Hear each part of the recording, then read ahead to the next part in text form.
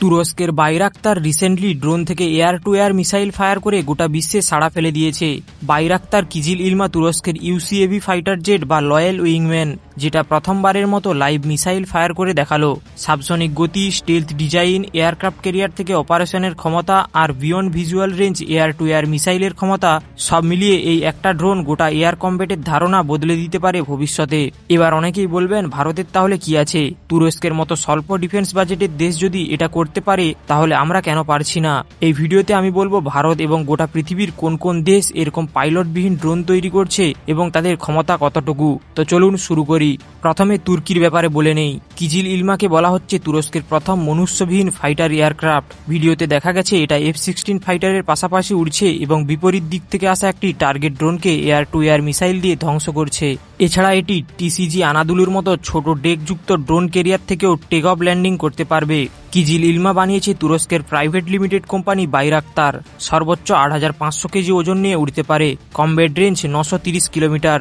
ঘন্টায় সর্বোচ্চ 1100 স্পিডে উঠতে পারে, তবে ক্রুজ স্পিড 700-র কাছাকাছি। কিজিল ইলমাতে থাকবে AESA রাডার এবং বিভিন্ন ধরনের বিভিআর মিসাইল, যার মাধ্যমে এটা শত্রুর এয়ারক্রাফটকে রাডার দিয়েই লক করে দূর থেকে শুট ডাউন করতে পারবে।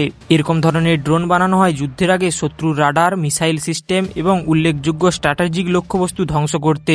এতে যুদ্ধের সময় কমসে কম লসে বিপক্ষের বেশি টার্গেট ধ্বংস করাই লক্ষ্য থাকে। কখনো কখনো যুদ্ধ না করেই শত্রু টেরিটরিতে ঢুকে টেররিস্ট ঘাঁটিতে স্ট্রাইক করে ফিরে আসা সম্ভব। এতে যদি বিমানটি ধ্বংসও হয়, তাহলেও পাইলটের কিছু হবে না। আমরা যেটাকে লয়েল উইংম্যান বলছি, সেটার কাজ হবে যুদ্ধবিমানের পাশাপাশি সাপোর্টে কাজ করা। ধরুন কোনো মিসাইল যুদ্ধবিমানের পেছনে ধাওয়া করছে, তাহলে লয়েল উইংম্যানের কাজ হবে সেই মিসাইলটিকে ভুল পথে পরিচালিত করা, অথবা সেটা না করতে পারলে নিজেকেই টার্গেট বানিয়ে যুদ্ধবিমানকে বাঁচানো, যাতে যুদ্ধবিমান ও পাইলট নির্দ্বিধায় ফিরে যেতে পারে। তুরস্কের বহু আগে থেকেই অনেক উন্নত দেশ লয়েল উইংম্যান বানাচ্ছে এবং নিজের সার্ভিসে অ্যাক্টিভ রেখেছে। যেমন Australian Boeing MQ-28 ghost bat. এটা F-35, F-18 ও অ্যাভক্স টাইপের বিমানকে অপারেশন সিচুয়েশনে সেন্সর এক্সটেনশন, বাড়তি অস্ত্র সাপোর্ট, ইলেকট্রনিক ওয়্যারফেয়ার সব ধরনের সাহায্য করতে পারবে। চীন GJ-11 মিস্টিরিয়াস ড্রাগন ও অন্যান্য স্টেলথ UAV সার্ভিসে রেখেছে, যেগুলো তাদের J-20 আর J-16D এর সাথে ফরমেশনে ফ্লাই পোস্টে দেখা গেছে, মানে ম্যান্ড আনম্যান্ড টিমিং রোলে টার্গেট করা হচ্ছে।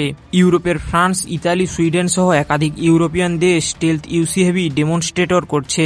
রাশিয়ার S-70 ওকেন্টিক B আর গ্রুম টাইপ ড্রোনগুলো Su-57 এর উইংম্যান হিসাবে দেখা হচ্ছে হেভি স্ট্রাইক এবং পেনিট্রেশন রোলে।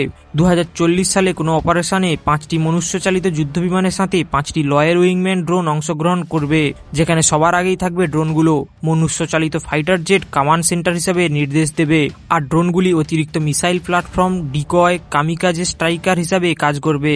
একটা পঞ্চম প্রজন্মের ফাইটার প্লাস পাইলট লস মানে রাজনৈতিক ও সামরিক দুই দিকেই বড় ঝুঁকি। তুলনায় এই ড্রোনগুলো সস্তা, লস এক্সপেক্টেবল আর বড় সংখ্যায় ডিপ্লয় করা যায়। এবার আসি ইন্ডিয়ার প্রসঙ্গে। ভারত কি এরকম আনম্যান্ড ফাইটার বা লয়েল উইংম্যান বানাচ্ছে? উত্তর হলো হ্যাঁ। ক্যাটস বা কমব্যাট এয়ার টিমিং সিস্টেম ওয়ারিয়র হলো হালের ডেভেলপ করা একটি স্টেলথ UCAV বা লয়েল উইংম্যান ড্রোন, যেটা LCA তেজস, ভবিষ্যতের AMCA, এমনকি Su-30 MKI এর সাথে পাশাপাশি উড়বে।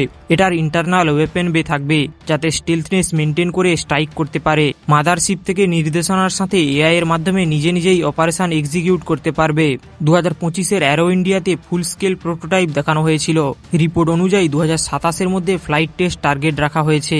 মানে ভারতের ক্যাটস ওয়ারিয়র প্রজেক্ট যদি ঠিকমতো এগোয়, তাহলে 2027 থেকে 32-এর মধ্যে IAF এর হাতে নিজের তৈরি লয়েল উইংম্যান চলে আসবে। আরে দুঃখিত হবেন না, ভারতের হাতে অলরেডি একটি উড়ন্ত স্টেলথ UCAV রয়েছে। আপনাদের মনে নেই ঘাতকের কথা?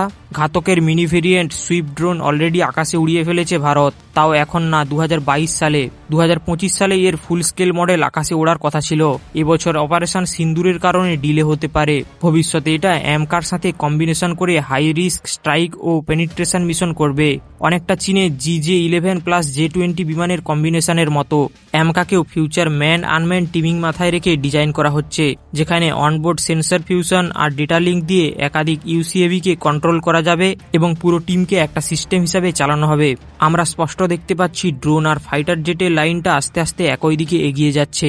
মাত্র কয়েক বছরের মধ্যেই ড্রোন চলে এসেছে একেবারে ফ্রন্ট লাইনে।